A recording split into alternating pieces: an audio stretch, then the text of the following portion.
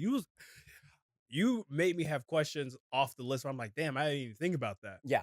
But in some of the things you talked about when PD Exchange, I feel like you kinda answered this question, but I feel like it's still important to just even say, where you what would you say would be, like, the top 3 things that you would consider a successful networking opportunity Top when three you're top three things. Damn, that's a great question. We just started this about 3 months ago. Mm, So I think that number one would just be for me is comfortability. I yes, want people to come, like, seriously, like, I'm a very people person, and you are. the number one thing that I look forward to, or when I put things together, I want people to feel comfortable, like, all around. Like, I want you to come into my space. I want you to come to my event feeling like you belong there. And I don't want to say that in a cliche way of like, everyone belongs. Like, no, like, I want you to feel like I care for you, and I care what it is that you exactly do, and I care that if you are enjoying yourself, Mm, right? I think that criticism or constructive criticism is very, very important. So a lot of times so that's the other important thing for me is like yeah, constructive criticism is yeah, that I want the feedback. I want to understand if I'm being successful or if I'm not being successful, right? So number one is just comfortability. Number two is just like I want the constructive criticism of like if this is working, if that makes sense. You mm, know what I mean? Like I think people when they start things, they just want to hear all the good things. I agree. I want to hear, is it working? What do you like about it? What don't you like about it? How can I change things? So at the end of a lot of my events, I sit down with like my team, I call them, and I go like, what went well? What can we do better? How can we make this work? Like, what did people like? What people didn't like?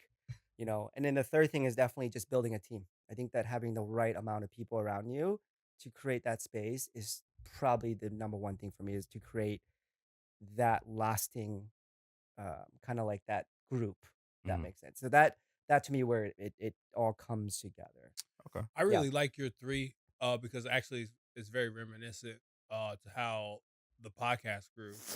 Because I think about when RJ joined, Andrew joined, and even when you joined, y'all joined with straight like, "We need to do this better," Yeah. and, like, in so many ways, like, we're slowly, like, getting to that way of, like, doing all that kinda stuff, and it's, like, literally, like, all the things that y'all have said from, like, the jump. So, I appreciate as, like, a big one because that is a constructive criticism. I feel like people really aren't, yeah, they don't wanna hear that. They just wanna hear, like, yeah, Don't so take it personally.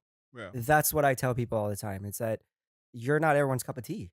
And everything you do isn't gonna be perfect and liked either by your peers or even your best friends. Mhm. Yeah. My favorite thing is when my own good friends go, that shit sucked. And I go, damn. You know what I mean? Crazy. Because it puts a perspective into it, right? Like, and obviously there's time and place to it. Obviously, my friends don't just say it right away. I have really good friends that will go, "No, that was great," and then wait till the next day. I think it's important to sometimes hold back feedbacks, that constructive criticism, where let people enjoy their high, and then come back the next day and go, "Hey, that shit was cool, but like, here's what." Obviously, I'm exaggerating on when they go, "Yo, that shit was terrible." It's more of, "Hey, I think that this is what we thought about it." So, Yeah. if you had a friend that was making music and he or she were a rapper and they put out a song and told you to listen to it, how much time would you let go Oh before? shit, I'll give you a prime example of that. I'm glad you asked Oh, that. Oh my god. damn. Yo, okay. Flashback story of 30 seconds. So back in 2020 when I first moved here, lived in this house with my ex-girlfriend and I, this roommate of mine, we're not friends anymore, so I can talk a little bit about it. But anyway, so he had a brother that made music and he was on vacation, right? I'm great friends with his brother, best friends at the time. And we're all sitting in the fucking living room and he's forcing us to watch his music video. You know when a song is trash and you don't know what to do and you just sit there and you know what I mean? You just sit there, right? It just Because of course you don't want to take that moment away from him because he's standing there just like just and you're like just vibing out to the vibing shit. out, right? Yeah. But then I never told him obviously because he was a young kid. He was like 20 years old. But I told his brother. I was like, bro, I think your brother should look for something else to do. And he's like, no, I agree. So yeah, sometimes you don't tell the people just because you don't want to like ruin his innocent. but you can tell someone that's close to him